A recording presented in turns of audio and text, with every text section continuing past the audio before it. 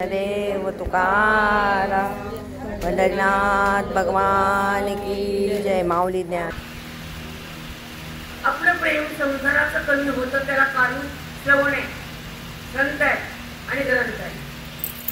अति प्रेम झाल्यावर वासना तयार होते आणि अविद्या कायम राहते. अविद्या म्हणजे काय? ऐका. बुद्धीचा आणि देहाचा घट्ट संबंध. साधी भाषा तुम्हाला कळते. अविद्या म्हणजे देह माझा वाटणं,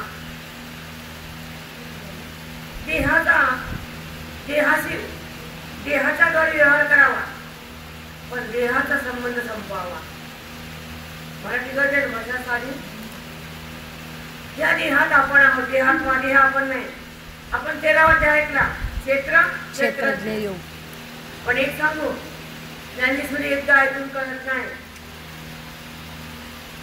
नाही कळत. तेवढी ज्ञानेश्वरी सोपी नाही. कारण ज्ञानेश्वरीचं ज्ञान जेव्हा चित्तामध्ये प्रस्थापित संत करतात तेव्हा ते ज्ञान अज्ञानाला भस्म करतं आणि त्या बुद्धीला ब्रह्म करतं. नीट लक्षात ठेवा शब्द. त्यातच माहिती आहे म्हणलं तुम्हाला कालचं सिद्धपीठाचं ऐकायचे तर मी रेकॉर्डिंग ऐकत नाही. मला ते बोललेलं डबल ऐका वाटत नाही. माहित नाही काय स्वभाव ते माझा.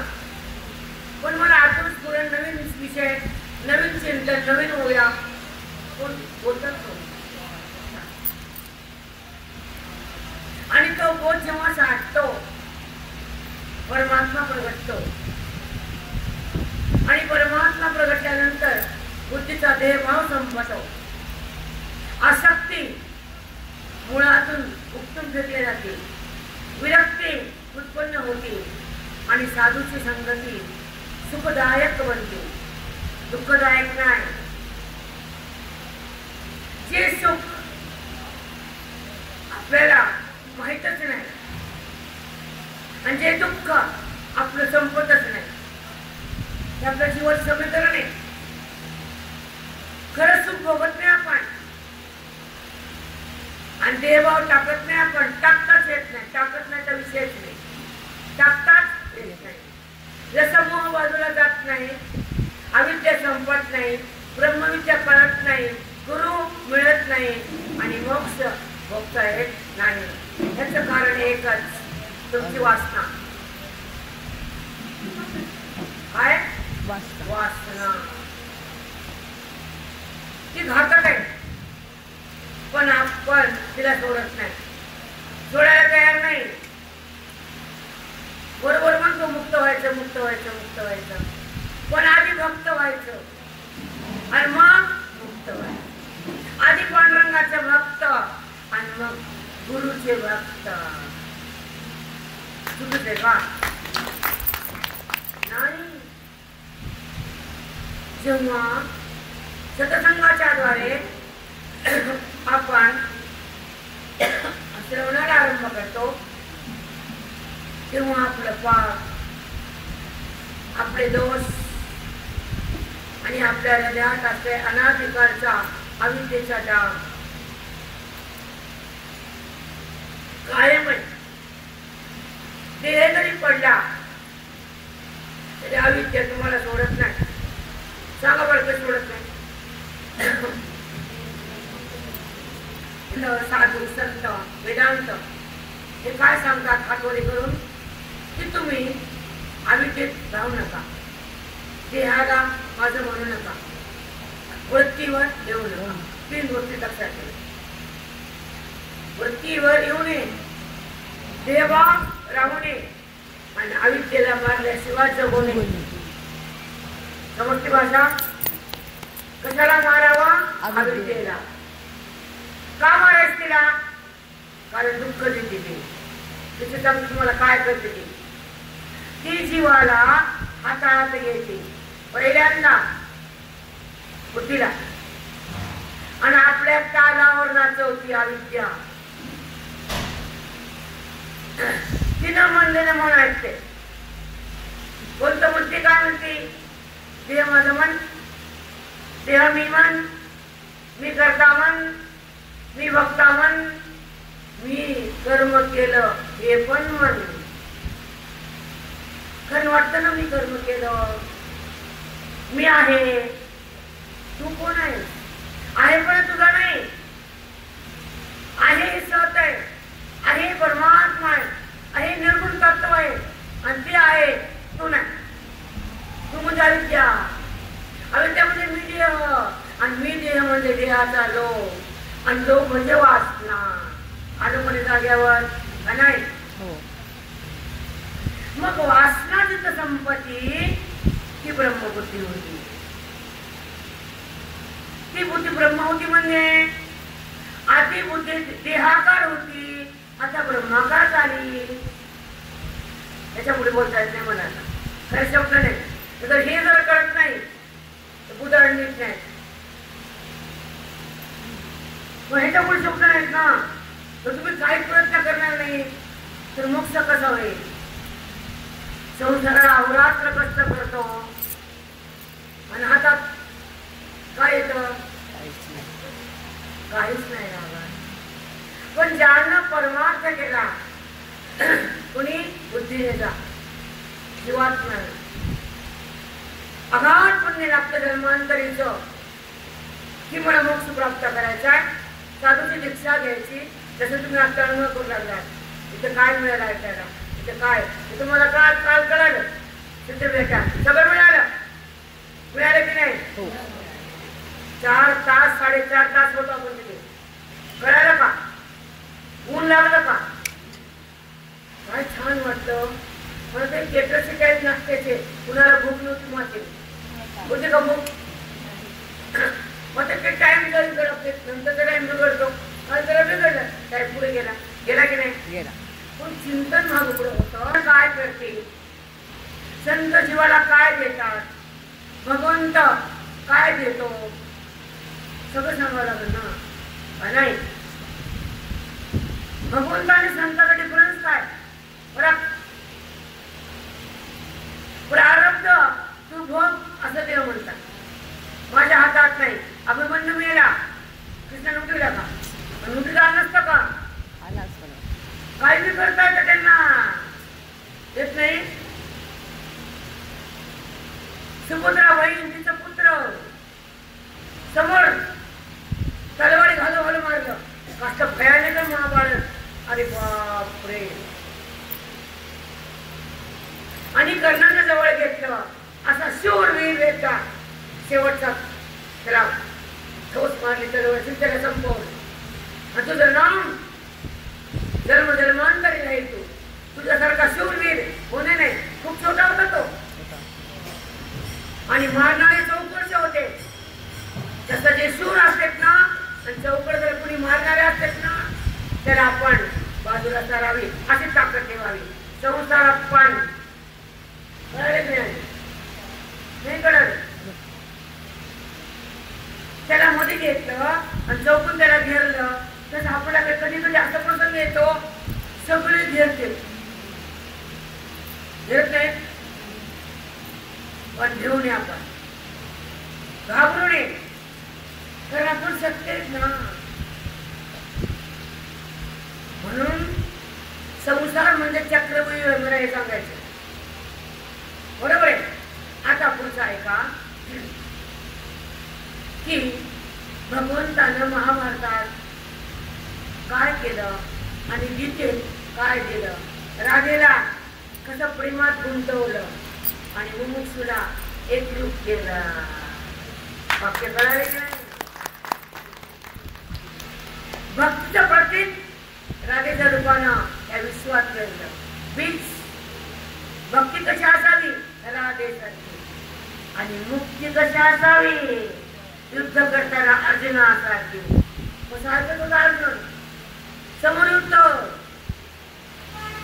हातात बाण, समोर भगवान, हातात बाण, समोर भगवान आणि मन दैमान. मारून की नको, मारून की नको. हे माझे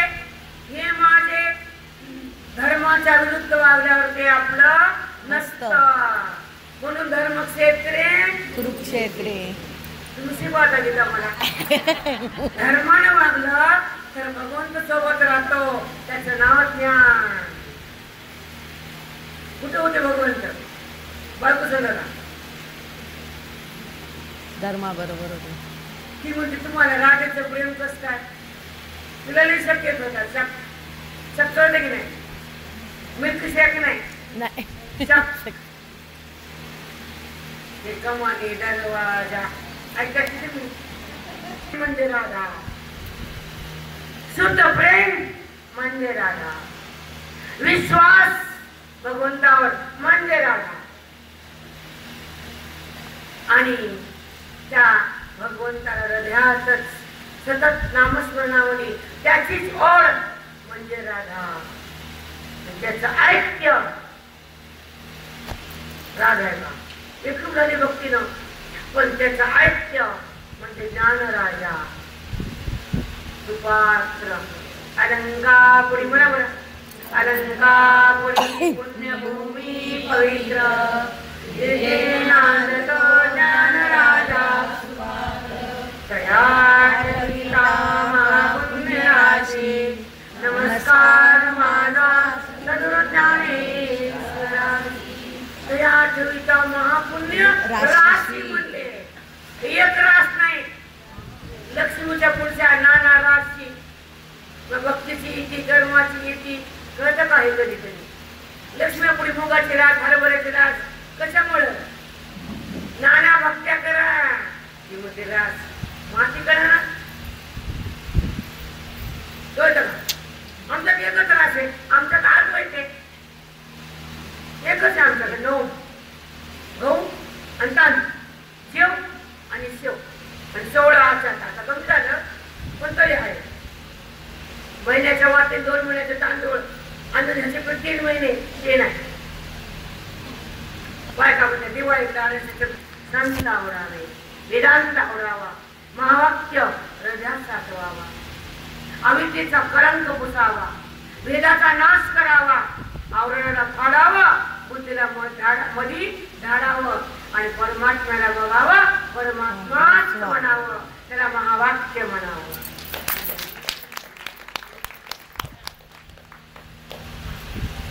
बुद्धीला आत घालावं, अंतर्मुख करावं. बुद्धी आतच जाते. साधूची शक्ती, बोधाची युक्ती, परमात्म्याची प्रतीती, महावाक्याची स्थिती, आवरणाची समाप्ती आणि चौकडे रामाची प्राप्ती. तोपर्यंत नाही. श्लोक पाठ केला, कोणता अभंग आला, बैठूनच शब्द आहे का भेट आहे?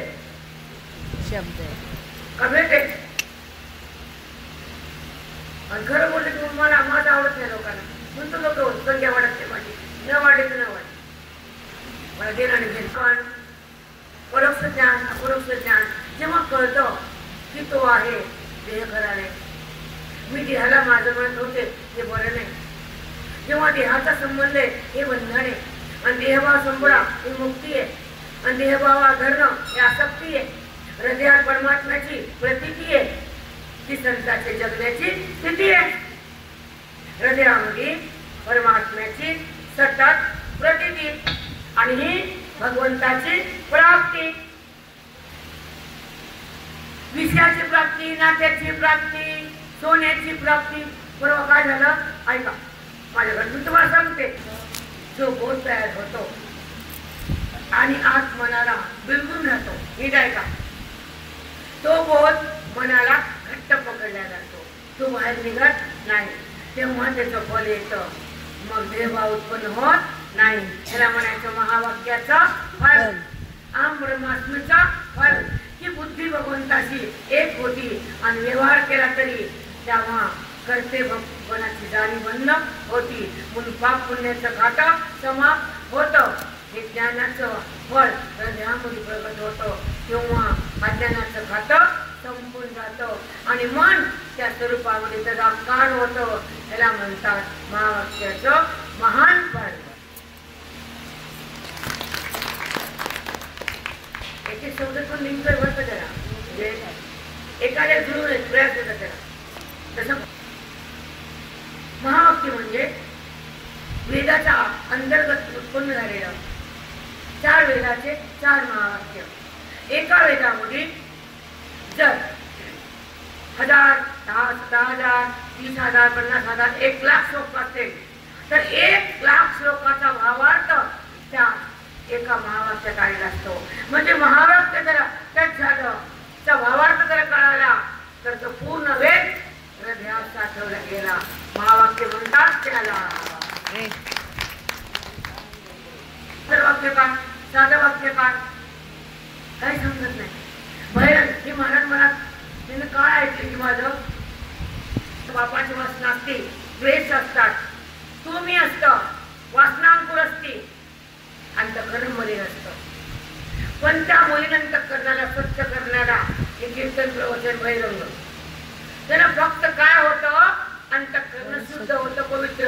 अंतःकरण बाधित होत नाही बापाला, अक्कलच नाही जगाला. म्हणून तर तेच आता याला महाराज कीर्तनाचा झाला, म्हणून तर ते चिंतन करीत नाही. पुन्हा त्यांना सांगितलं मी आता 2 मिनिटात. मी म्हणतो भाऊ, चिंतूर रोडला माझा 10 वर्ष सत्संग होता.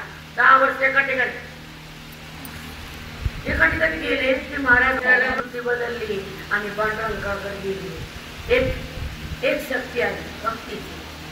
जी बुद्धी भ्रष्ट होती देहाकडं सतत होती, ती बाजूला गेली आणि पांडुरंगाला प्रेम करायला सुरुवात झाली. तेव्हा ते मन म्हणतं मी त्याचा आहे. पांडुरंग म्हणतो मग त्यांना आपल्या स्वीकारल्यावर आपण त्याचे, नाहीतर नाही. मग भक्ती पूर्ण झाली तर हे द्वैतात भक्ती होते. मी आणि तू कुठे, तोच मी कुठे, मी आणि तो द्वैत आणि तोच मी अद्वैत. आता तिथं दोन्ही बी नाही, जीव बी नाही, शिव. तोच मी ही अनुभूती आहे. कळत नाही बरं, वेदांत फार घासावं लागतं आयुष्याला. तोच मी हे महावाक्य तुम्हाला ही अनुभूती घेऊन देतो. ब्रह्मास्मी कालचं तत्वमसी. मग देह मी वाटत नाही, विषयाला मन रडत नाही, जगताची भ्रांती होत नाही आणि मी देह अशी मनात वासना उत्पन्न होत नाही. त्याला म्हणायचं ब्रह्मज्ञानाची स्थिती. माझा देह नाही, देह दिसून नाही, त्याला सत्ता नाही, त्याचा संबंध नाही, त्याची ओळख नाही, त्याचा वास. समजलं? मला ओळख त्या स्वरूपाची, मला आवड त्या संताची, मला प्राप्ती त्या तत्वाची आणि मला अनुभूती ब्रह्मसुखाची.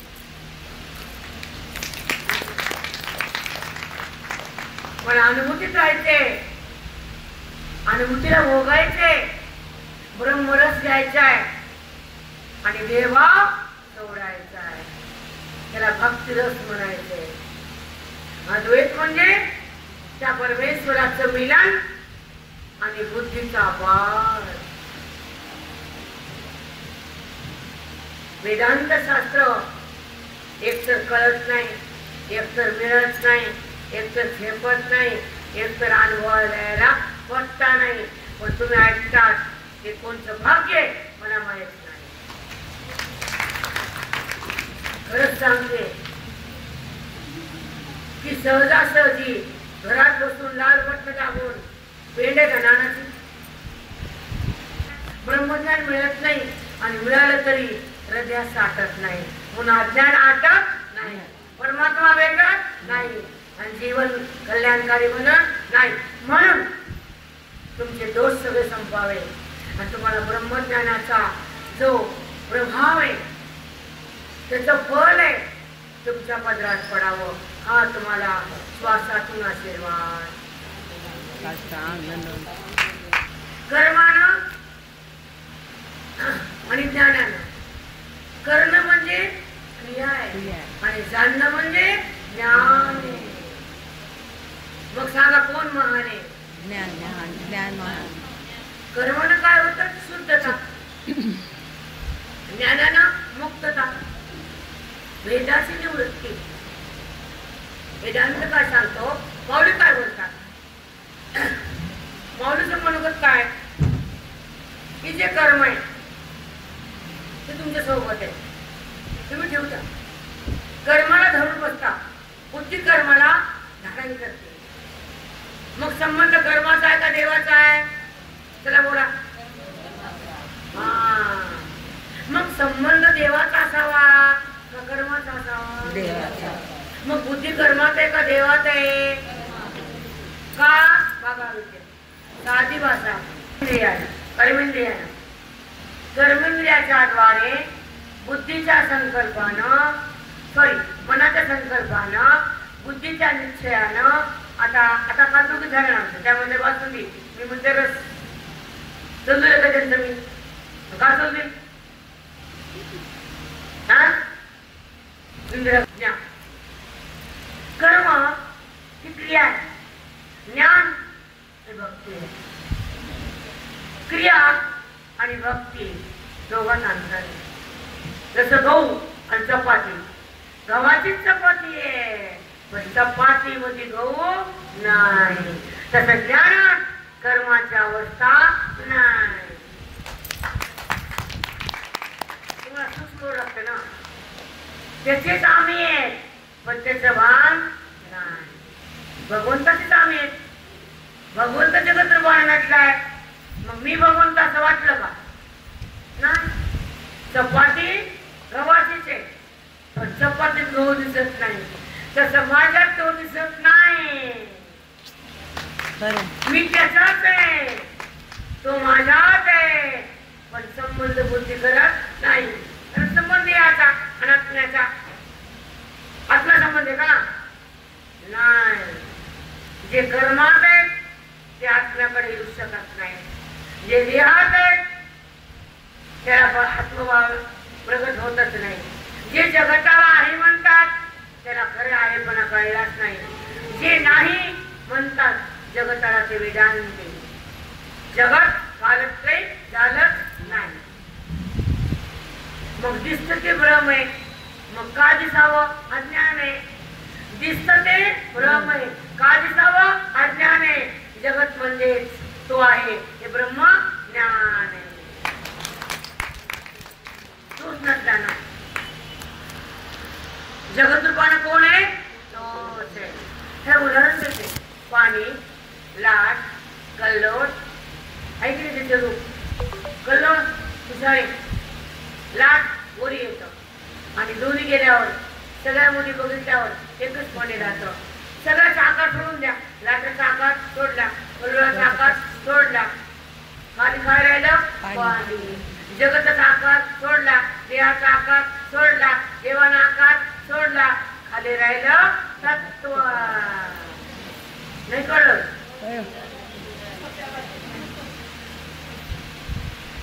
याला म्हणतात ब्रह्म संजीवन विद्या. समाधी संजीवन आहे. इथं विद्या विद्याचीच आहे. आताच वाक्य बोला बरं, मी 2 मिनिट सांगतो. तर बोला मी काय प्राप्त मला भगवंताची प्राप्ती करायची, जीवन मुक्ती भोगायची, अज्ञानाची समाप्ती करायची आणि ईश्वराची सत्ता भोगायची, देहाची सत्ता त्यागायची. ज्याला एक कळतं मला अनुभूतीत राहायचंय, मला स्वतःलाच पाहायचंय, माझ्या सुखामध्ये रंगायचंय, जीवन मुक्त बनायचे, वृत्तीतून निघायचे, आपल्या सुखात रंगायचे, विषय सुखाला त्यागायचे, इंद्रियाच्या बाजूला टाळायचे, गुणाला मारायचे आणि बुद्धीला भगवंताला समर्पित करायचे. त्याला ब्रह्मज्ञान म्हणायचे. या अवस्था ज्ञानी लोकांची सांगा स्टेप बाय स्टेप. अरे देव. आणि तो परमात्म्याचा अनुभव ऐकतानाच त्या अवस्थेत होतो. तेवढाचा निकाल आत्मभोग घेता येतो. म्हणून तुला म्हणलं द्यायचं आणि एवढंच ते राहू शकत नाही आपण एखाद्या काला हल्ला कसं बोलत कोणी. श्री गुरु ज्ञानदेव तुकाराम पंढरीनाथ भगवान की जय. मौली ज्ञानेश्वर महाराज की जय. सदरनाथ महाराज की जय. आता ऐका पटापटाचा घ्या.